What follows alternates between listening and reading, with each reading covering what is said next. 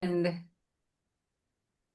hi, everybody, and welcome back to another episode of the Women's Longevity Summit. As always, we have wonderful guests to share with us, like, how do we handle this healthy aging and what do we do about it? So, we have this very special guest, Maureen from cold Toronto, Canada. At the time of this recording, Maureen, welcome, welcome, welcome, warm welcome to you.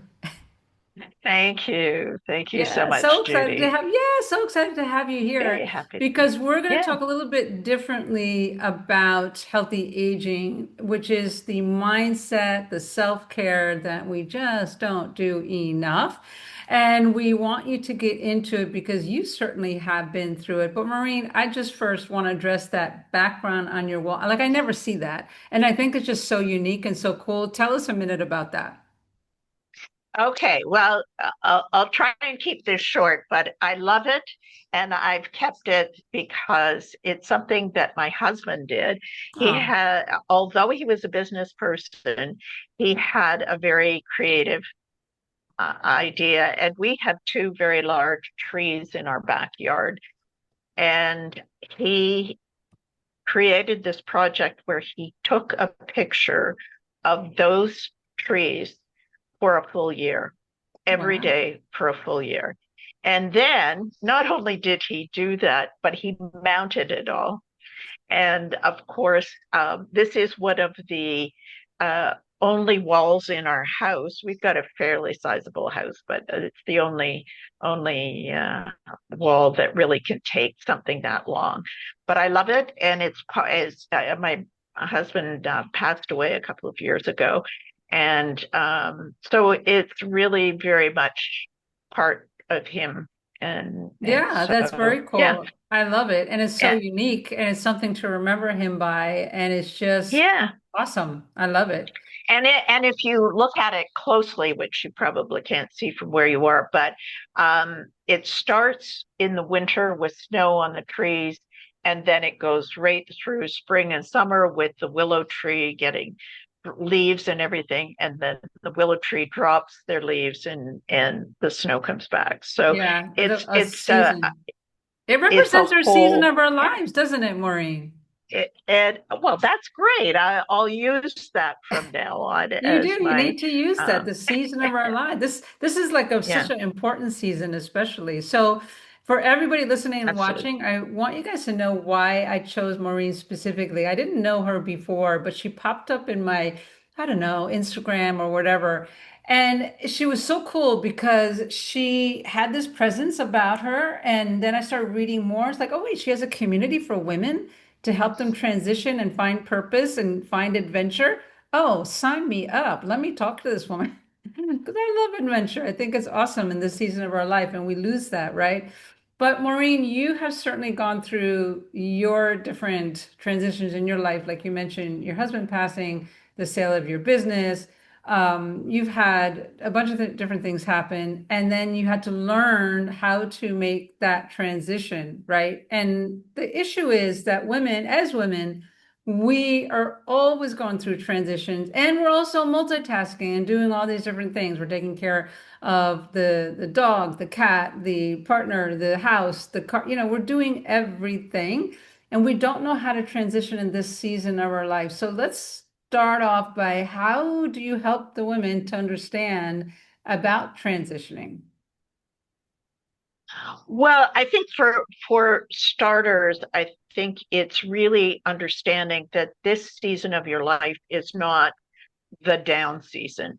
This is a season for you and if you start to think about it that way, it's not like you're everybody else's maid or the babysitter or the caregiver necessarily. Doesn't mean you're not going to do those things, but creating an identity for yourself that you are proud of, that you really want to have um, for this time. And it doesn't have to be permanent. I think that's a really important thing to remember.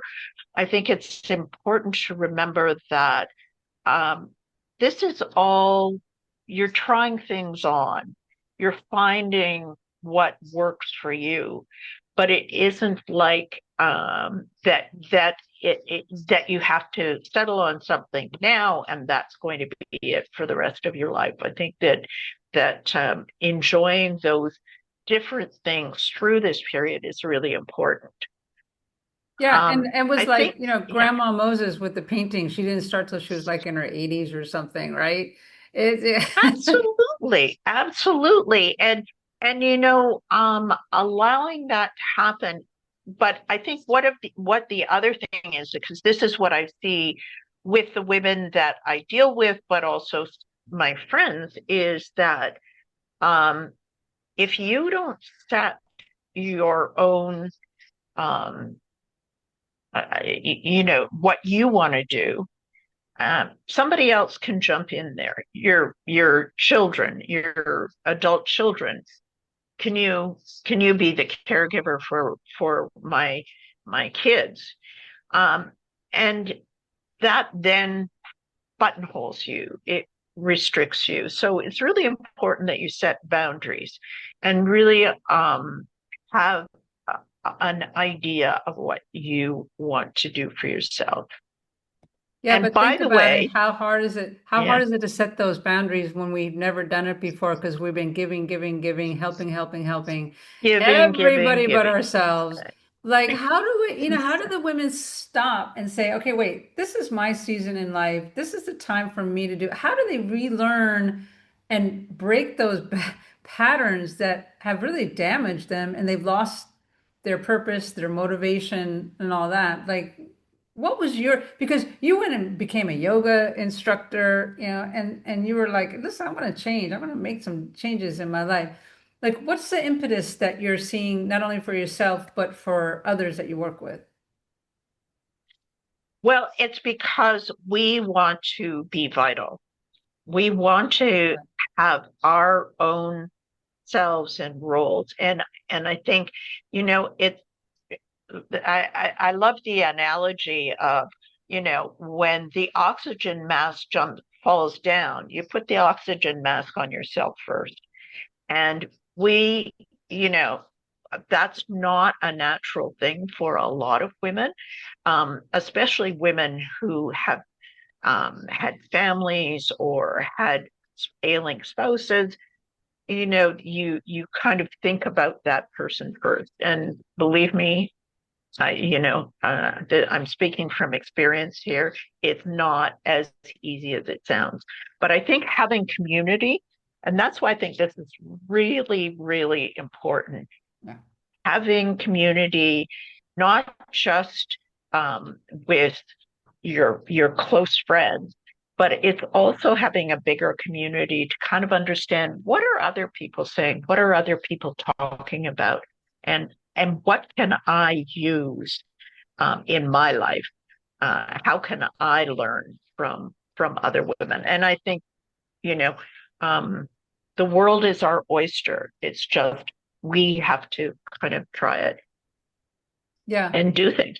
For sure. And community is like it's going to be the buzzword, I think, for a long time now because women are For sure. just hungry for community. So when I saw that you have that, I was like, oh my God, this is perfect. But here's a challenge that I'm hearing a lot from my followers is like they don't know how to reach out and even being in a community, how to make friends so that it's like, hey, we have this community, but I want to chit chat with somebody on the daily or have a cup of coffee or and that could be virtual, whatever. What is the issue that, women are just having a hard time making friends at this stage? Like I'm really seeing women struggle with that because they've lost their identity being, the mothers and the wives of doing all these different things.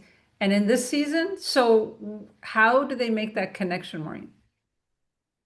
Well, and I think that is the challenge, and it's setting that challenge for yourself.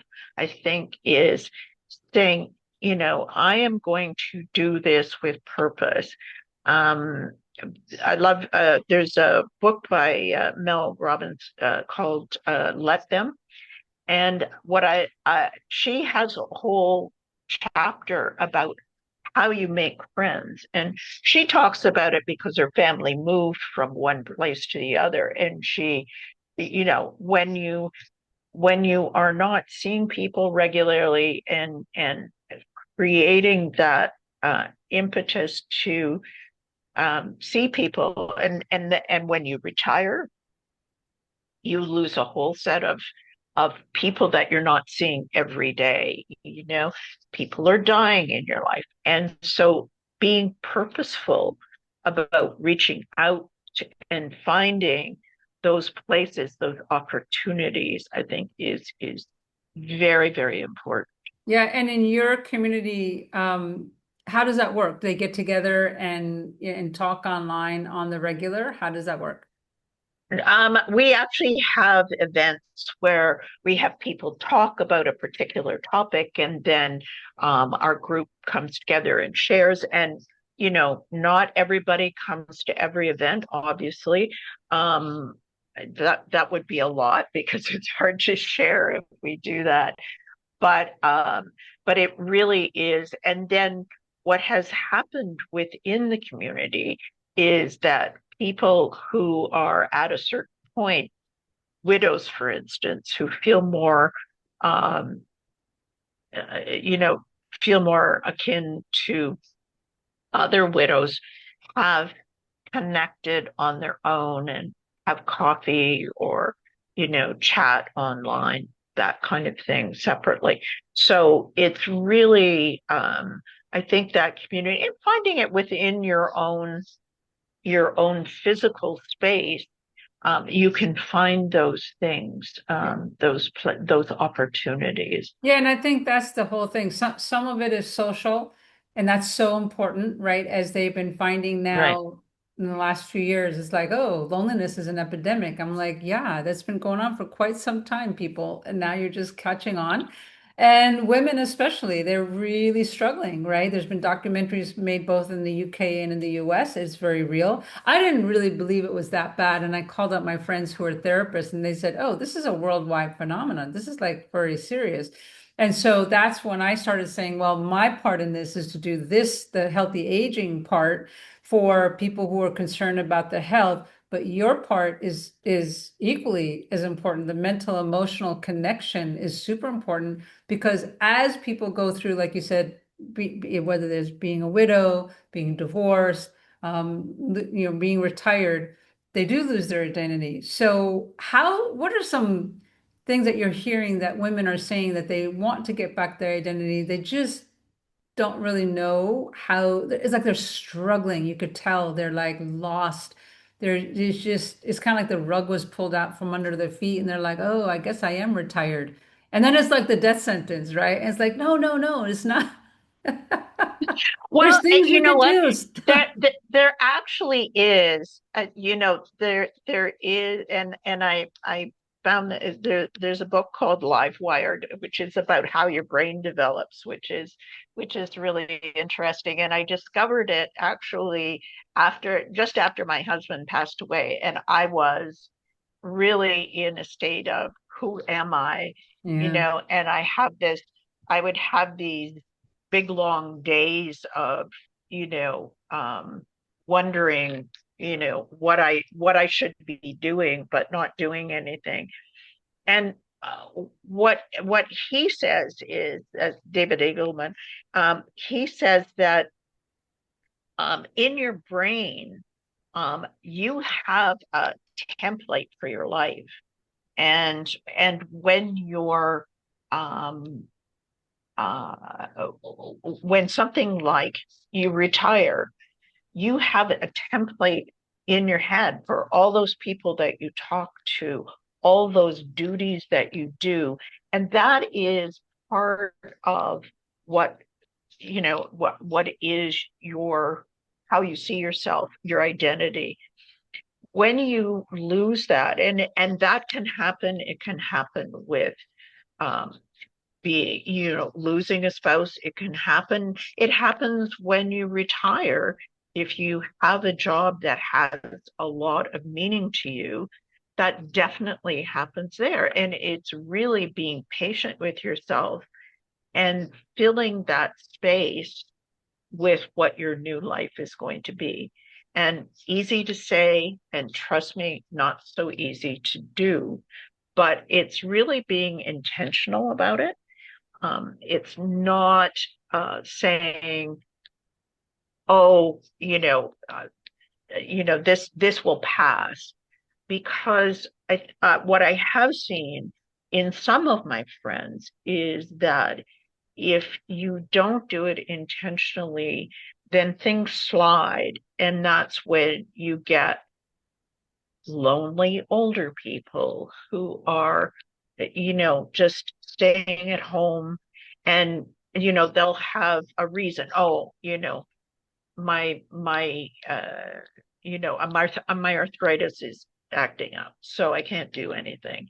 That kind of thing. It's like you can do lots of things, so it's really important, but it's a very intentional thing, and really understanding that it's not a totally unique situation. It is a situation that in part is brain driven, but Yeah. it's your brain. It's your brain. That's right. And you You control can your brain. rewire it.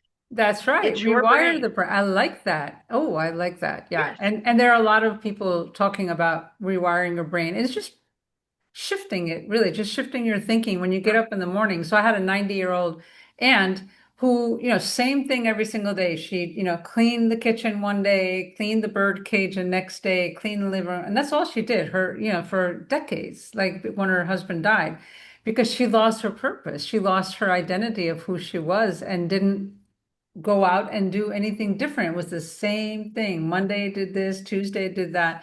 And it's so easy to get into that because there's almost like a security in that, but it's not really healthy for us, is it? Like it's not really good for our brain because we start getting, is it that we get depressed in that? Is that where that comes from? Or is it that we just end up being in this rut that it doesn't feel good even, right?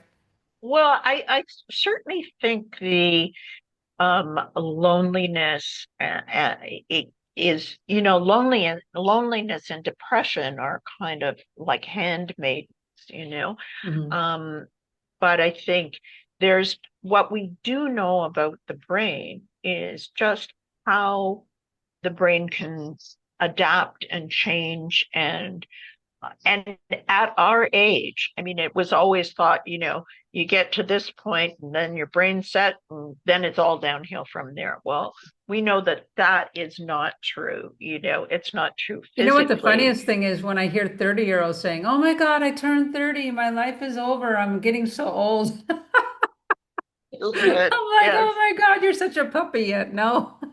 Or Oh, 40-year-olds and or all this, 50-year-olds. and all this anti-aging stuff, and Oh, the and they're so models young and they're all worried are all about it. 30 and 35, and you kind of go, oh, give me a Yeah. break. But it's that Love. anxiety of it's still really the same issue though. They're having a hard time with transitioning, right? So you're not a 20-year-old Yes. party nightclubber anymore. You can't drink the same. So now you're 30 and you're supposed to be married. Like each decade or so has their issues. And that's why we're talking about this part because this is an important one because we're seeing like, oh, okay, this is the last season of our life. What are we going to do with it, right? And it could be a short season, could be a long season. We don't know. But to give up and just say, yeah, I'm just going to do laundry on Monday and, take the dog out, for grooming on Tuesday. Like it's just that's no, we cannot do that. We got to get the women No, no, thinking and differently. and and maybe it's like treating yourself like a project. Yeah. you know I'm now my, if you and that's me, the ex-consultant, because we always worked on projects, so maybe that's why I see it as a project. But I think we all have, like, there's our physical health, there's our mental health, there's all our social health, and I think, you know, treating it that way and really understanding that, that it is intentional. Yeah. Um, Creating something is very intentional, and I mean, the difference between when you're 30 and when you're 70 is that you Massive. have, at 30, you're expected to have a purpose. You're expected to go and work. You're Yeah. expected to do these things. Whereas at 7A, it's kind of like, oh, just go out on the golf course, and that's not That's not that's it. not going to So get you. yeah, and I like the way you say that it's a project. It doesn't have to, you don't have to say that if you don't like it, but I like projects because it's like, oh, you get Yeah, up in the morning, you kind of know what you want to do and you're yeah. kind of working on yourself. And you did something like that, which caught my eye as well on your Instagram. You became a yoga instructor and girl, you know how to stretch. I was like, whoa, how old is she? And she could do, I can't do that. So what made And you I'll tell you decide? it yeah, this is something I did. Um, and it's very funny because I'd always done a bit of yoga, right? But I was a runner. I love to run. And when you run, there's the high of running, and plus, it's a little bit hard nosed, right? So it feels good. Well, guess what? My knees are telling me, no way, girl, you are not going to run for the rest of your life. And I don't care about those 90-year-old runners that you see. I think they're very exceptional, not the rule. So I had done yoga and I loved yoga, and it was a time when I needed that. So the good thing about yoga is it's mindfulness as well as the physical.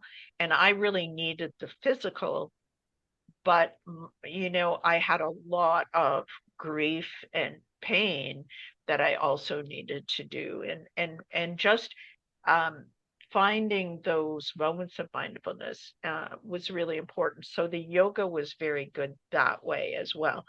But when I became the yoga instructor, I went to the studio where I was going to take all the instruction. And the guy who was the instructor is 30, maybe more years younger than me. And I said to him, well, what about my age? Because I did not want to be in a class where they thought my age was a barrier. And he said, yoga is a lifelong pursuit. It's for everyone. And so I love that. And, it isn't just yoga, Tai Chi, I was just Qigong. going to say there's so many other things. There's Tai Chi, Qigong, there's walking, Exactly. having walking clubs. There's so many ways to do that. Exactly. Yeah, that's very awesome. And Exactly. then did you have now you've been teaching. How long have you been teaching now, Maureen? It's been 2.5 years And now. do you Yeah. get people your So age in the classes or younger or older? What do you get?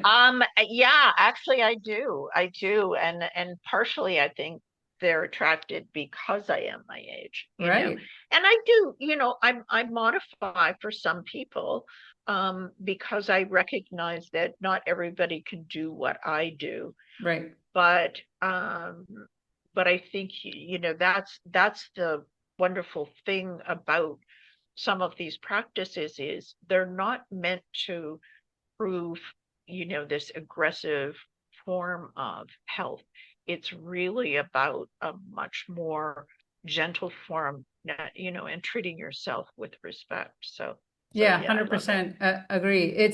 We're going to be talking about strength training and with some of the other speakers, which is we are finding that's important. But yoga has Absolutely. body resistance and body weight that you use, a lot of different things.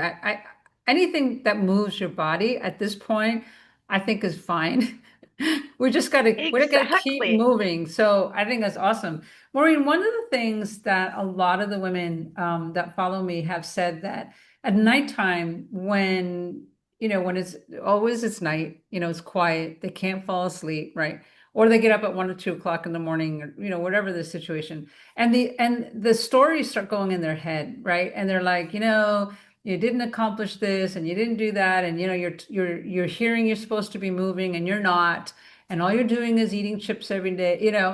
All this, you know, that their self-worth starts going downhill and stuff. Is there anything that you have found helps women to stop that loop of those lies that keep going in women's brain and it just seems to just be on a, like a hamster wheel. It just keeps going. It's like, stop already. How do we stop Yeah, yeah. stop those lies?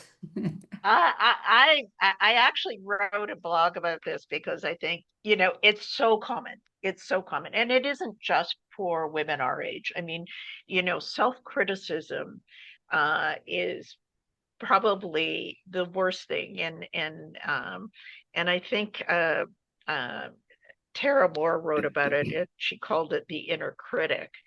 And I think that's a really good way of thinking about it, is that yes, there is this voice in me. And oftentimes um this inner critic, starts off to keep you safe, so maybe jumping off a cliff is something you shouldn't do, and things like that. But it's really recognizing that. And I think the most important thing in is to really hear yourself. I often listen to, I have a friend, and I've said this to her a couple of times, and now she's started to modify her language. But I said to her, Barbara, if somebody said what you say to yourself, if somebody said that about you to me, I would be so mad at them. I would tell them not to talk to my friend like that, because Right. that is really wrong. Like, she'll say things like, "Oh, I'm so stupid." Oh, that's the worst one. It's like, you make a mistake doing You make something and a you're like, oh, I'm mistake. so stupid. How could I be so stupid? I catch myself with that as well. Like that was a really dumb move. I was like, no, it wasn't. That was an experience. It was a hiccup. It was a glitch. Yep, move on. I did that wrong. Yeah, Oh, yeah, that's done. fine. You Move did it on. wrong. What can you learn from it? Yeah. So I think it's really recognizing and hearing that, and then looking for maybe a softer, kinder voice. Um, in Tara Moore does this thing in her book where she says, well, try and listen to the voice and say, whose voice is that? And Mm. she said, sometimes you'll hear the voice of, the school teacher that you had that was so mean, or it may be, your mother, or maybe it's your grandmother, or somebody like that. We Is absolutely, we all have somebody in our lives who did it to us. And it's just a matter yes, of just chopping it and stopping it. Chop and yes, stop. Don't do that. exactly. And you can say, um, gee, this looks like it's dangerous. I don't know that that I want to do this now. Yeah. Or, gee, I did that wrong. You know, that's not the way it should have been done. Or I should not have said those things. It's not to say, it's not saying, oh, you are so mean, Maureen. It's Right. not, you're not mean. Yeah. You said something, and then go fix it. Right. We don't have to But use the it, negative on ourselves and like we're stupid and all this. It's just Oh, I, I, the I, negative I, thought. I just when I hear my friends say things like that, and she knows now, I said, Barbara, you're using that language again, and oh yeah, yeah, yeah, right, Yeah. okay, And it's just a matter um, of breaking that habit because you kind of get in that loop, like we were saying. And especially at night, you start thinking about it, and then you wake up thinking about it, and then you wake up, and then you're starting to say it throughout the day. Like it has to stop at some point. So I hope people put this on pause and write some of those comments that Maureen had said, because those were gold nuggets I think were really important that could help to stop the loop. And the other one that comes up, and I have certainly had this, actually, I invited you on here, Maureen, because I have this question. Okay. So, I'm just going to ask you. It's about regrets. I have like a million regrets of the mistakes and the things I've chosen in my life. It was horrible. And those would be on a loop. And this year, finally, 68 years old, I finally said, you know what? I am not going to think about the past and my choices, and I'm just going to stop. And it has been hard. It has not been easy. Those regrets, like they're heavy. They're like, oh, they're hard. What do we do about changing that pattern? well, and that's about giving yourself forgiveness. It's about giving yourself forgiveness. And one of the things, if you really do have um, an event or something that you feel was really the wrong thing, or you did the wrong thing at that time in your life, is to really go back and find out, what did I learn from that? What came out of that? And oftentimes I think you can find um, things that you learn, if only to not repeat it. Yeah, You well, know, that's it. you And don't dwell on it either. Live and in the don't present dwell on and don't keep dwelling on it. Like it. that's, Exactly. ooh, that's another loop. It's like it kind of catches you and you're like, see, if I had done it differently when I was younger, I wouldn't be having all these drama issues now and I wouldn't be feeling so anxious. Like it just starts like a pinball machine, just bing, bing, bing, bing all over. And it doesn't make you feel good at all. No, no, and I think that's really, I think one of the things that I have learned from yoga, which I think is really an important thing, is that the only moment you have is this moment, Right. in time. You don't, going back and thinking about what happened in the past and running that loop. Um, there's nothing that, that's not going to change this now. Right. And so it's really about trying to really be in the present as much as you can. And that's easy to say, and not so easy to do. But it really, that even if it's just really um, looking at a tree and kind of really seeing the tree, because oftentimes we walk by things, and we're committed to our walk and we walk, and we, if you're like me, you kind of get to where you're going and you go, gee, I don't know that I really saw much along the way, I just did this. And it's really at this point in time, putting your foot down, hearing it, if you're on gravel, the sound of the gravel under your foot, and really spending time to think about that. Yeah, I think that's such an I important point is I'm Yes. living by the water and I walk to the gym just about every day along the water. And I always stop and I smell the sea and I smell Oh, the fresh and the air. Yeah, sound it of does. It that calms me that down. It's like I'm so happy sound I'm is here. Like, you take a so moment to do that. It really helps us shift, especially if there's things going on because right now, like I'm so busy with this project, right? But when I go out there and it shifts because you're getting that, nature is so healing on every level. It's just incredible. fabulous. Yeah, It is fabulous, and giving yourself the joy of enjoying nature yeah. is really amazing to me. So, Yeah. And I don't know if you've heard but this tip, Maureen, that I was at a conference where a woman said, when you're stuck in the past with regret and it keeps looping in your head, right? Or you're being self-deprecating, whatever the issue is, you have three shots and then you have to be done. And so the first one is like if it comes up, you talk about it. Like you just get it out because it's there for some reason you got triggered. You talk about it, which is where your community would be awesome. Is like, you know what? I just need to yeah, rant for a minute, right? And the second time is you talk to somebody about it because you want them to hear and you want them to validate you that, oh, you have these feelings, right?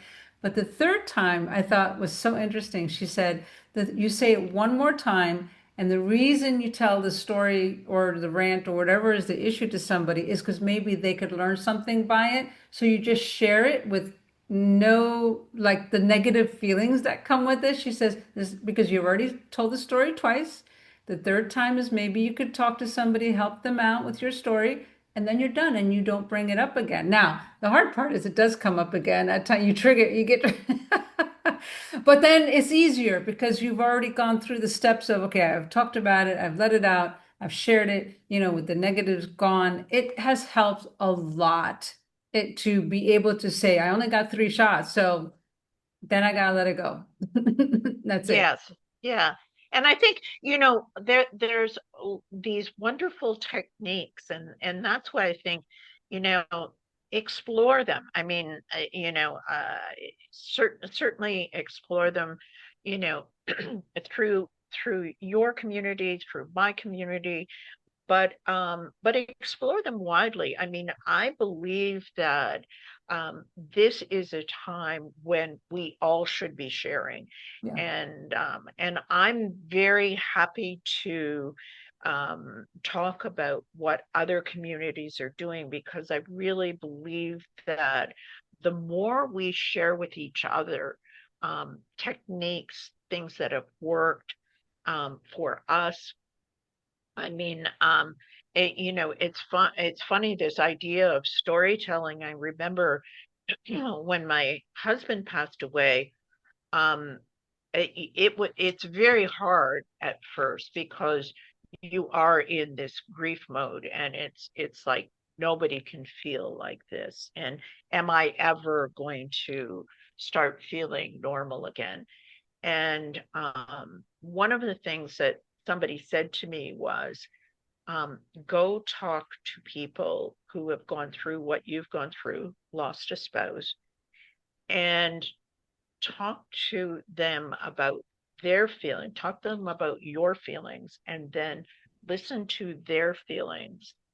And and it was interesting, because the people I spoke to, uh, one fellow, his wife had died about a year before my husband died, and then somebody else was 5 years out from the death of their spouse, and and it's really interesting. I mean, one of the things that I asked everybody was, "Am I always going to feel this way?" And they said, "Well, you will feel it sometimes, but you don't feel it as much," Right. and that's true.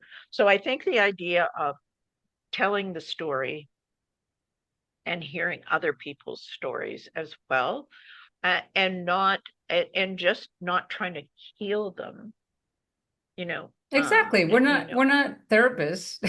We're yeah, a not trying to community. heal them, but I mean, there might be a therapist in the listening. community, but it's that Yeah, connection of like, oh, there's other women who get what I'm feeling and or empathetic and want to be there yeah, for me. Wow. Like it just feels so good to have that community to lean on when we go through not only the death of a partner, but also just the transitioning of getting older. It's like, we're getting older. What do I want to do, and how do I do this? And then listening to other women. That's how I found you. I was like, you know what? I need to listen to women who've been through this and what are they doing? And here you said, oh, I became a yoga instructor. I said, oh my gosh, she's going at it. Okay, okay, and inspires you, right? yeah. So with the women now who are like, oh, okay, they're understanding it and we're giving them some techniques that they could use, but what are some steps to start? That's always the hardest part, right? How do they start? What can you share with them, Maureen, that could help them start to understand what they need to do next? Yeah, well, one thing that I do believe that you do have to take action. It's not like there's a lot of, it's great to talk, but you do need to start and take action. One of the things that I've done um, a lot through this is I've maintained a way of planning my day or planning my weeks. And, it doesn't have to be a lot, but it's really about making a commitment to yourself. You don't have to do something every day, but you need to plan to do something each week that gets you farther ahead. So plan something that is about your mental health, plan something about having a social interaction, having something about your physical, what are you doing for your physical? So I created this planner, and it's something that I have used for years. And I wanted to share one of the things that you asked is that we share something, a freebie. And so you certainly, I think there Judy's going to put a link in, but it really, and you can create your own. It's really based on Stephen Covey's Seven Habits, but it's really meant for our lives at this point in time. So it's not as career oriented and much more about how do we shape the people we want to be, and taking those steps. So you don't, if you plan for a week, it doesn't mean that you're pressed every every day to create something magnificent. It's really taking that time Yeah, and I think you to brought up the exact points of planning something social, planning something for your health, planning something for your mental health, right? Emotional health. It's I love planning and to-do lists. Not everybody does, but I do. And that's exactly what I do Monday through Friday. Now, you can see there's a lot of scribble on here because I'm working on this yeah, project, so it's a little bit different. But I make sure that I have Monday, Wednesday, Friday is my workout day, but Saturday and Sunday, I always put something fun in there now. Like that is, and I yeah, had somebody call me to wanting something yeah. on a Sunday. I says, no, oh no, no, I'm too old for that. No, I don't work on Saturday or Sunday. And she didn't think I was serious. I said, I am serious. I do not work on Saturday or Sunday.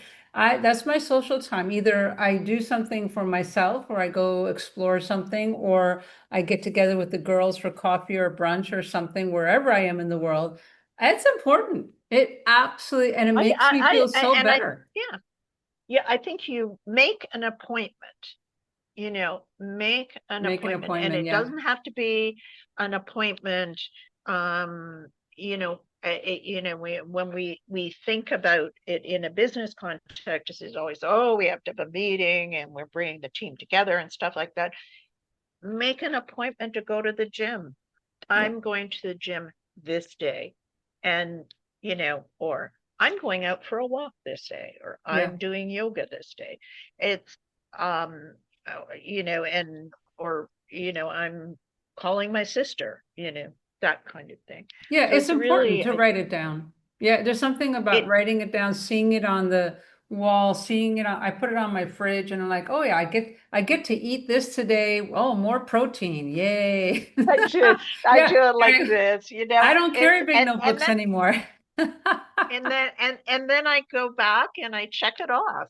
Yeah. And it feels If good. I've done it, it's like, oh my gosh, I'm a superstar. I've Yeah. done this and this and this. I will say that as my project is moving forward, and I don't get everything done, but when I get a few things done, including going to the gym or the sauna or the walk or whatever it is that I plan, I do feel better at the end of the day. There's a better outlook. I feel proud of myself. I feel like, oh, I was worth it that I took care of myself today, right?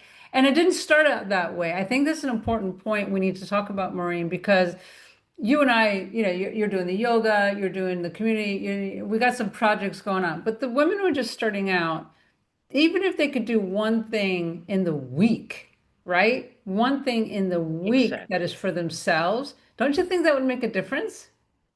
Absolutely, absolutely. And don't feel, I mean, it's like that old adage, how do you eat an elephant? You eat it Yeah. one bite at a time.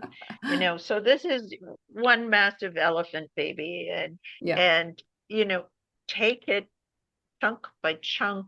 Yeah. Um, and and also if you don't love, you say, okay, I'm going to take up line dancing, and it's going to be how I meet people, and I'll get exercise. And then you try it, and you really don't like it. Move on. Hey, try Yeah. something else. Yeah, You there's know, so many things try to something try. else. That's true. Yeah, but Yeah, I think categorizing it is important because if we do just social stuff, so I need more friends, I'm going to join all these communities. yeah, That's great, but you still have to do something for your like you had said, the physical part, mental, emotional, social, like have a little something in those categories for each week because that will make you feel more rounded. Because I found when I was just going to the gym, I last month I started going to the gym every day, every day. I was like, oh, this is feeling like work. Like I didn't, it started not to feel good until I incorporated the social, and then that balance came. It was like, oh, I needed the balance. You don't Yes. know until you're like in it, and you're just like, why am I feeling like this is hard? I don't want to work this hard. I'm too old for this hard Yeah. work. Yeah.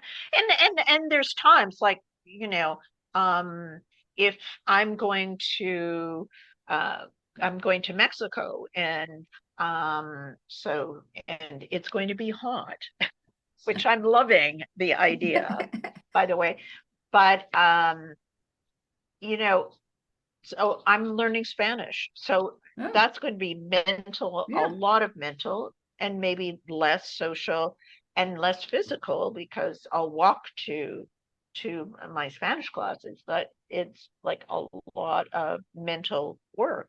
And so great, you know, but the good thing about if you want to travel, doing that physical and doing the mental is going to really help you as you travel because then you truly enjoy the travel, regardless of, there's always going to be hiccups and there's always going to be something that doesn't work, but you can really enjoy just being in the moment Yeah, wherever and you and are. I'm so glad you brought that up because of course I'm a world traveler. I'm actually a I digital know you are. nomad. I know, yeah, that's what I'm known for on social media. Everybody's like, "Where is she now? What is she doing now?" But the issue is that a lot of women in this stage who've not traveled much before are afraid of it. And I'm in many, many, many, many Facebook groups with solo women for whatever reason they're solo, divorced, or their spouse had passed away and they're encouraging each other, right? They're saying, hey, it's okay. You could start out slow and just go on a little road trip for the weekend Yeah, and, wherever you live. Or you could just go with a group of women in a tour or a retreat or on a cruise. There's so many opportunities. But like you always say, just take little chunks until you're ready. And then when you're like, oh, I'm feeling a little more confident, I could do this by myself, then you're ready.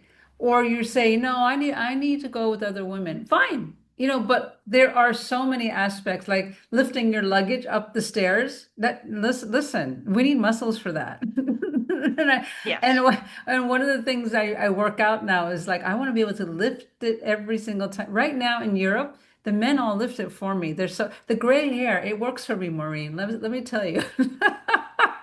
They Oh, all me think I'm too. incapable and I'm increpid. And I'm like, and I turn around and my luggage is gone. The first time it scared me. I was like, oh, they took my luggage. They run. I can't. And if they run with my luggage, I can't catch them. They were helping me to take it to the top of the stairs. How kind is that? Oh my goodness. But I I want to be able to know. do it myself. And like you say, learning the language, learning the currency, learning how to read the menu and talking to strangers. It's so massively invigorating on so many levels. It's a lot of Yeah, the fun. So, culture, the history, oh, you know, everything, that happened. I love to travel, but I think, and say that to people. You do need to, depending on how you want to travel, but generally you need to be physically yeah. capable because you're not going to get as much Yeah, enjoyment out of it. exactly. Yeah. Um, But there's yeah, ways. You could do cruises now that don't take much out of you and there's retreats now that are accommodating to women as they're getting older. It's so surprising because the retreats always used to be for 30 and 40-year-olds and now the 60-year-olds and 70-year-olds are saying, "Hey, we want to join. Can we join?" And so the retreat owners I've noticed are saying, hey, we need to make it so everybody could join us in this moderate hike or moderate bike ride or, whatever it is. And it works. It works beautifully. So the 30-year-olds are yeah, with the 60-year-olds. Everybody's having a great time. Everybody's enjoying it. And it stretches you because you're in another country or another area of the world. And it makes you feel like, yeah, I'm exploring. This is kind of fun. And this is just another way to do that. So in your community then, Maureen, do you have people talking about travel and doing those kind of different things? Yes, yes, we do. But I will say that my approach to travel is really about I share my travels, which I love to because I love to travel and I love uh, doing videos of them, and so I share that. And I think that really creates gee, if Maureen can do it, maybe I can do that as well. Right. And but I wouldn't say we do. Uh, we're not sponsoring tours or anything like that. No, right, right, That's right. there are definitely some great sites that do that expressly for older women. So Yeah, so there's a ton of them. absolutely, So yeah, the point of it is that in this time of our lives, we have so many options, but the ticket is to get that planner out, which you're so kindly gifting us with. Thank you. I'll have the link before below for everybody, plus Maureen's community and all that information. If her group resonates with you, check it out. I mean, it's not going to hurt you, but taking a plan of action is the whole point and making sure you're covering your bases, the social, the health part, whatever it is, and then go do it. Like just go do it, right, Maureen? That's the main one. yes, that's right. And certainly if you need some a little push, sign up for Liifeshift. I'll put my little plug in there, sign up for Liifeshift, and Yeah. that's what we do every couple of weeks. We send out a newsletter and talk about Yeah. um, getting it done. But I and think I it's just just want inspiring to be around women who are going through this together. It yeah, inspires me, it motivates me. And then the days when I don't feel like getting up, I was like, yeah, but there's other women getting up and doing stuff. Get out of bed and go do that. You know, yes, it is. It's just to be around that because we're not all in one location. And I'm sorry, I love you, Maureen, but I'm not gonna live in Toronto with you just so I could hang out with you. No, I'm not gonna do that. So being online, I think is such an that I know. advantage. Yeah. Come by me where I'm by the ocean.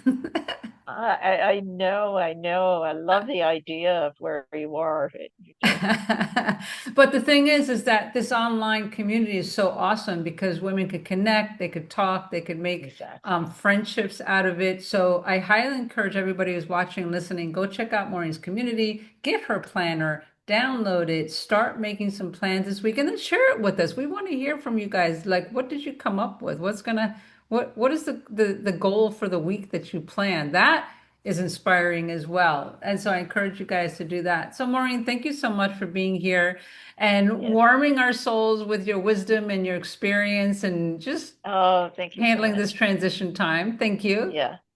And my final word is it's all about growth. So you don't, you don't succeed or fail. Everything is for your growth. That's right. There's a gold nugget for everyone. Write that down and say it every day. It's all about growth. All right. Thank you so much, everybody, for being Okay. here. We'll see you on the next episode. Bye bye.